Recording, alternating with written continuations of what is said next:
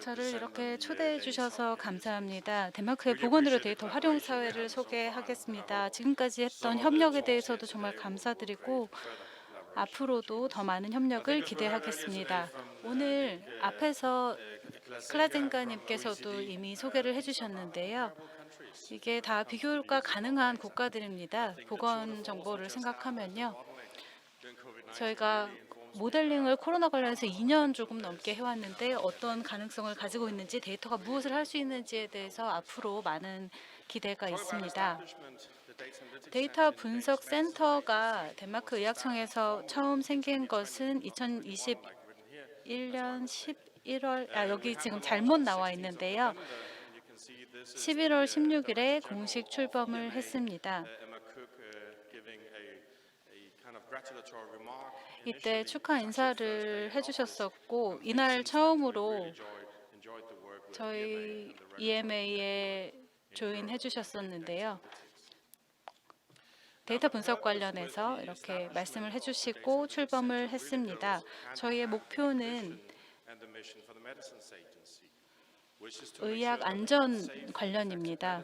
다시 말씀드리면 임상 시험, 임상 데이터, 발전된 분석 방법을 활용해서 안전하고 효과적인 약물과 의료 장비의 접근성을 높이고 싶다. 이 목표를 가지고 시작되었고 임상 데이터, 실제 세계 데이터를 활용하고 있습니다.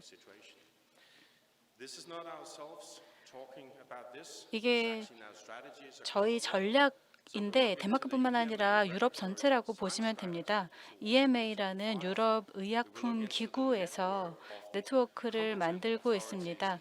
이 규제에 대한 당국을 만들었습니다. 의약품 관련해서 또 의학 관련해서 구체적인 규율을 만들고 빅데이터 관련된 태스크를 만들어내고 프로젝트를 수행하고 있습니다. 유럽 내에서 이렇게 2025년까지 활동할 예정을 가지고 있습니다. 유럽과 또 다른 곳의 상황을 보았을 때요. 저희가 데이터가 가용된 수준이 높아지고 있습니다. 전자적으로 기록이 되는데요. 지금 청구 데이터 보셨는데 저희는 덴마크에 보통 등록 제도가 이루어져 있습니다. 그래서 저희가 사용한 데이터는 등록 위주입니다. 이 360개가 넘는데요. 사회적인, 경제적인, 환경적인 요소들을 다 포함하고 있고 이 중에 대다수는 저희가 제일 관심을 가지고 있는 40개 좀 넘는 덴마크 건강 데이터가 여기 포함되어 있습니다. 다른 등록 부분도 등록 자료도 다른 목표를 위해서 저희 시민들을 위해서 사용할 수 있도록 수집하고 있습니다. 이 등록된 데이터가 이게 거의 출산부터 사망까지를 포함하고 그 중간에 보건 시스템과 마주해야 하는 모든 순간들이 포함되어 있다고 보시면 됩니다. 데이터들을 다 모아서 저희 이 주민번호와 비슷한 시민 등록번호와 연결을 시킵니다. 지역 보건의 병원, 약국, 또 지방자치단체에서도 보호를 제공하고 있습니다. 이 데이터가 또 덴마크의 공식 데이터와 연동이 되기 때문에 저희 보건 데이터국에서도 이걸 활용할 수 있고 연구 또 대중을 위해서도 활용이 됩니다. OECD에서도 보여주신 대로 이 보건 시스템에 대해서 학습할 때도 활용합니다. 이 접근성은 어떻게 되냐면 이 안전한 플랫폼을 갖추어야 가능합니다. 연구자에게는 공유가 되고요. 이건 좀 폐쇄된 환경이라고 할 수 있습니다. 데이터를 활용할 때. 또 이 데이터가 외부로 유출은 안 됩니다. 여기에 대해서 강력한 규제가 있습니다. 데이터는 안전하게 보호가 되어야 되기 때문에요. 또 저희 일반적인 데이터 보호 규약도 유럽에서 적용되는 건데 언제나 꼼꼼하게 점검을 합니다. 데이터 또 익명화도 최대한 활용하고 있습니다.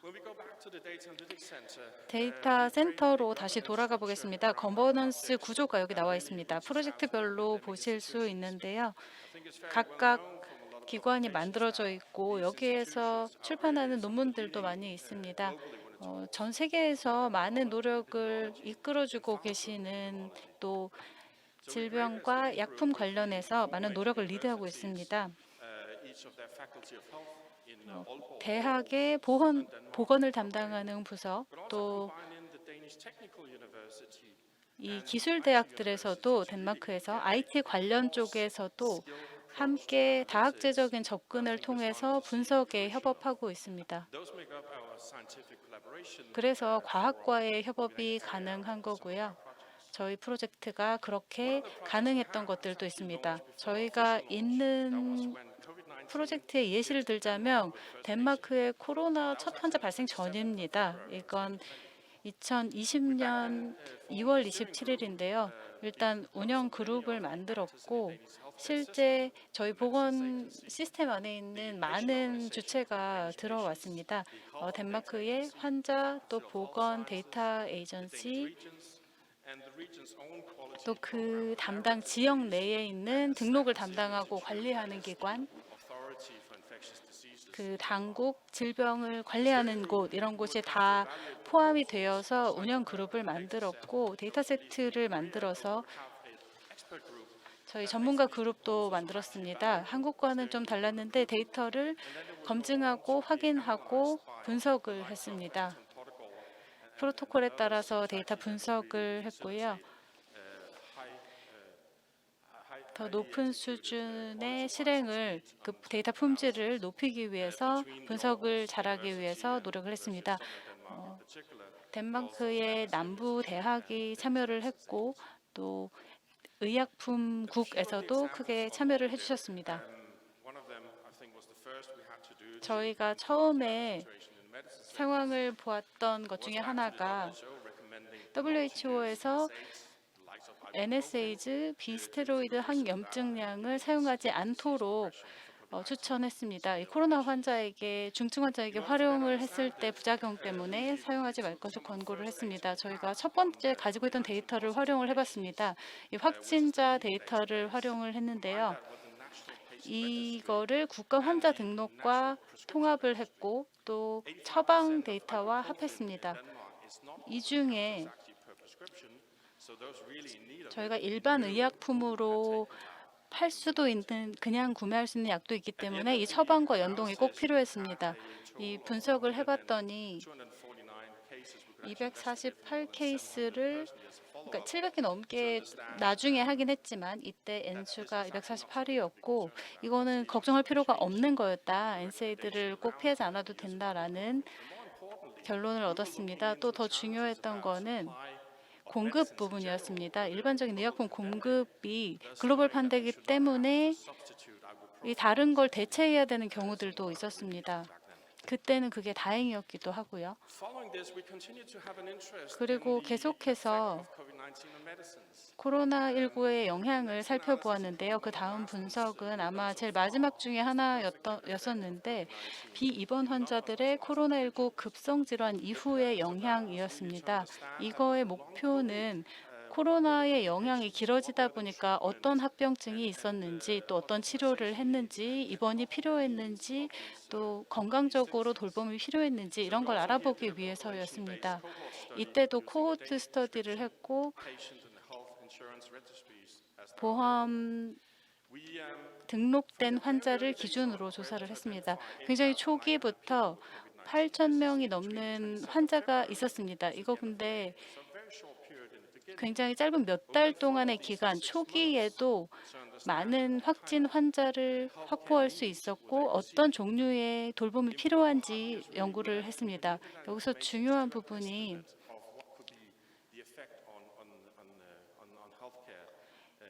환자들의 치료에 어떤 종류의 특히나 어떤 약물이 필요한지에 대해서 조사를 해서 4개에서 14개까지 약물을 그룹으로 활용을 해봤습니다.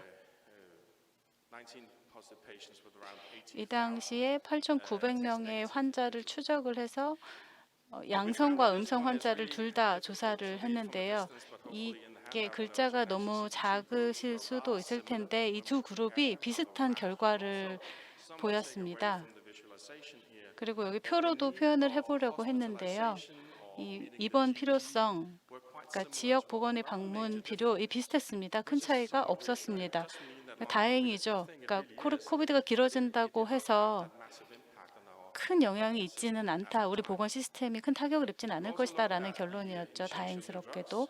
또 다른 새로운 약도 보았는데 그때는 큰 뭐 효과가 있지는 않았습니다. 다른 연구가 필요할 수도 있을 텐데요. 이 단기간 작용하는 베타 작용제, 트립탄 뭐 이런 거는 그렇게 놀라운 결과는 아니었습니다. 그 당시에 있던 결과로 봐도요. 또 추가적으로 호흡곤란이 증가를 했는데 또 정맥 혈전색전증도 흥미롭게도 증가한 것이 보였습니다. 백신의 경우에 이제는 다 알려진 것 같은데요. 덴마크에서는 아스트라제네카를 중단했습니다. 3월에 2021년 3월부터 중단했는데 왜냐하면 드물지만 좀 심각한 혈전색전성이 나타났기 때문이었습니다. 근데 유럽에서는 30개 정도 케이스가 이 혈전 케이스가 나타났습니다. 이 분석을 했을 때 덴마크에 등록된 거랑 이 노르웨이랑 분석을 비교를 해봤습니다. 근데 한 달 만에 저희 연구자들이 두 국가에서 데이터를 뽑아서 이 시그널이 진짜인지 아닌지 의미가 있는지 없는지를 보았습니다. 근데 이게 의미가 있다는 결론이 나왔습니다. 근데 그렇다고 해서 아스트라제네카가 안전하지 않다는 건 아니고요. 덴마크의 경우에 안 맞을 수 있다 이런 정도의 의미였습니다. 그래서 다른 백신 옵션이 있었기 때문에 사실 비교 자체는 백신을 했을 때 안 했을 때를 비교한 거긴 하지만 어쨌든 다른 백신을 맞는 쪽으로 했습니다. 그리고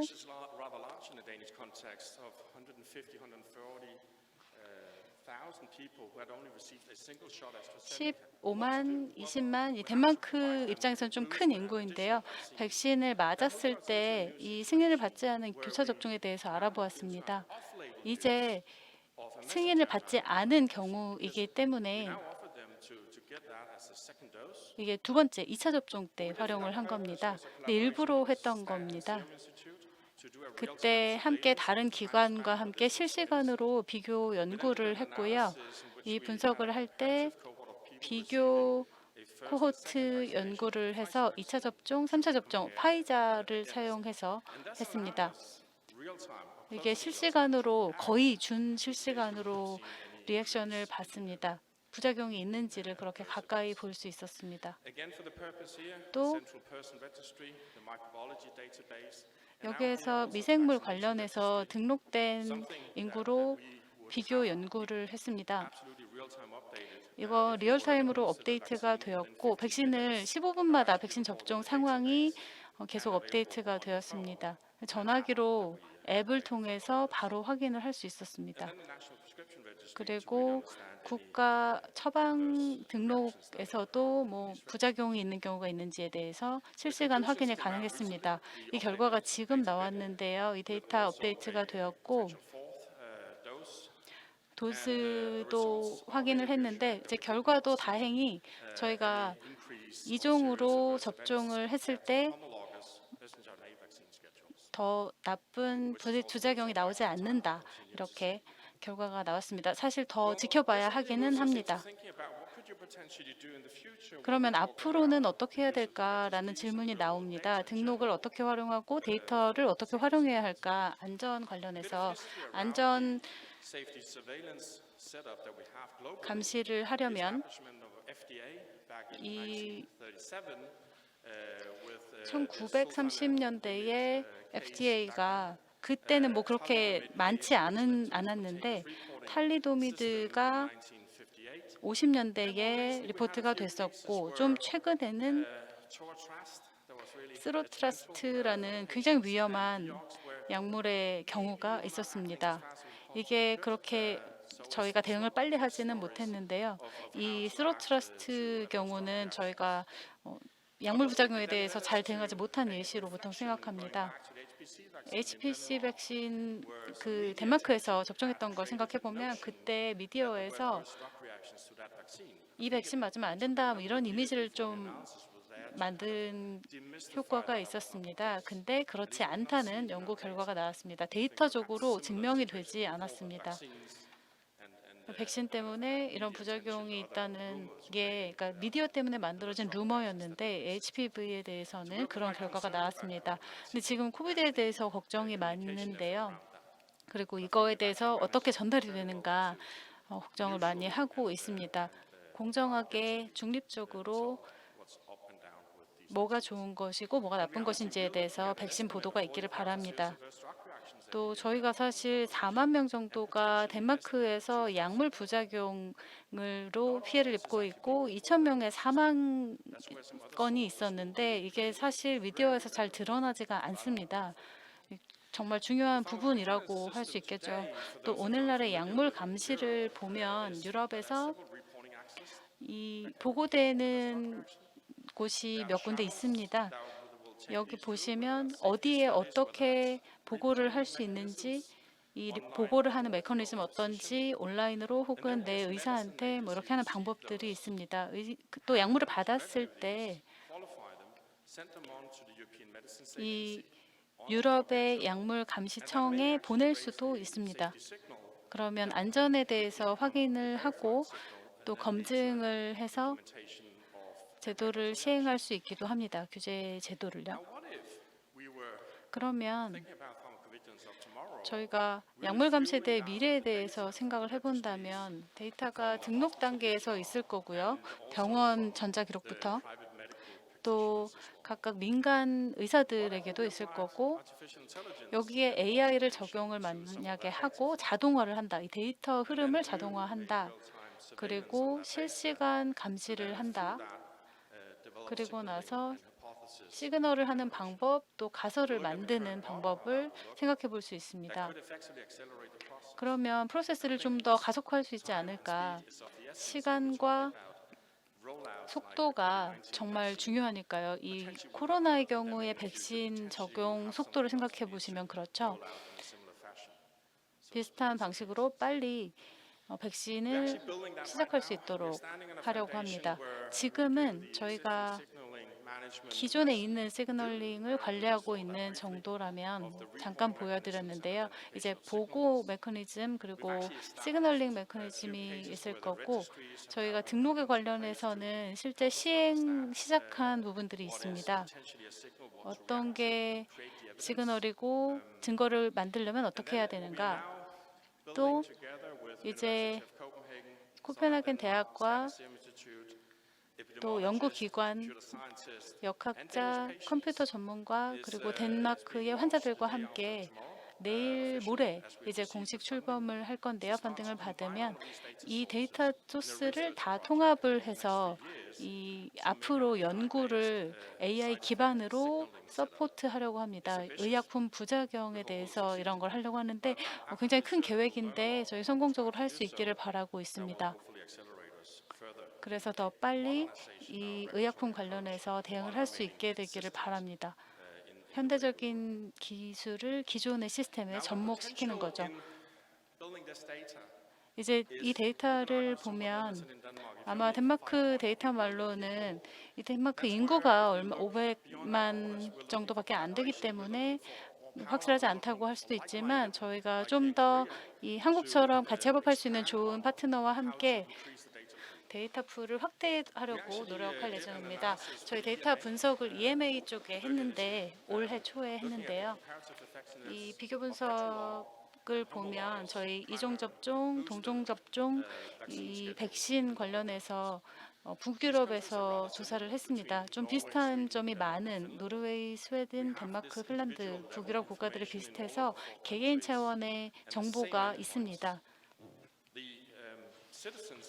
그리고 시민들도 그러니까 여기에 사는 사람들은 다 본인만의 독특한 고유 번호가 있어서 등록 번호를 연결을 할 수 있습니다. 이 40개 넘는 등록 시스템에 넣어서 같이 확인을 할 수 있고요.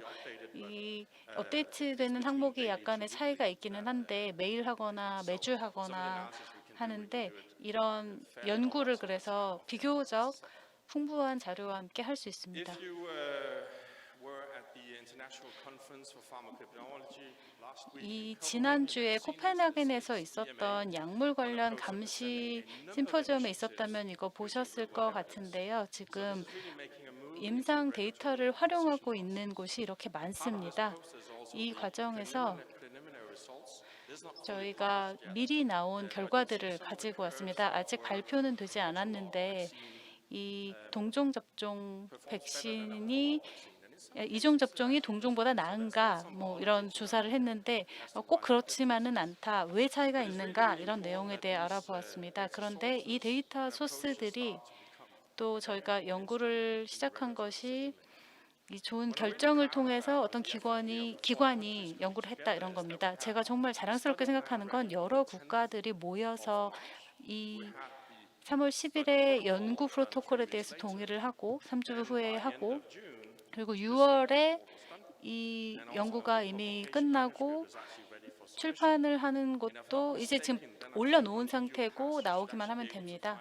또 이 데이터 리포트에 대해서 빨리 발표를 하려고 하고 있습니다. And just as a final note as well, we were talking 이 about 마지막 부분에 the children early in the earlier presentation. 아까 앞에서도 나왔던 것 같은데 같은 내용을 아이들에게도 효과성을 확인하기 위해 접종을 하고 있고 이거는 내년 초에 결과가 나올 것으로 예상합니다. 그리고 4차 접종도 저희가 고려하고 준비 중입니다. 데이터 분석 센터의 거버넌스 구조와 생태계를 보려고 합니다. 학계 이외에요. 유럽 의약품 기구도 그렇고 국가 규제 당국도 있습니다. 일반적으로 빅데이터를 함께 하고 있는 기관들입니다. 계속해서 데이터 분석을 유럽에서 하기 위해서 확장하기 위해서 함께 협업하고 있는 곳입니다. 저희의 주요 목표는 이런 데이터 분석과 임상 자료를 통합 네트워크를 통해 만드는 겁니다. 데이터 소스를 뭐 독일, 스페인, 이탈리아, 덴마크, 노르웨이, 스웨덴, 핀란드 이런 국가들의 데이터를 네트워크를 통해 다 연결을 해서 분석을 하고 결과를 모아서 통합할 수 있도록 하게 되는 것이 목적입니다. 데이터는 각각 국가에 속해 있지만 협업은 가능합니다. 이런 통합 연구도 가능합니다. 정말 큰 꿈이고 앞으로 5년 동안 계속 할 야심찬 계획인데요. 내년에 시작할 예정입니다. 북유럽에서는 이런 협업이 예정되어 있습니다. 임상 데이터는 이제 유럽의 의약품 조직이 앞으로 몇 년 동안 크게 노력을 할 영역이고요. 이 약품에 대해서 승인을 받으면 이거 임상 데이터 이미 이용을 하고 있는 영역들이 있습니다.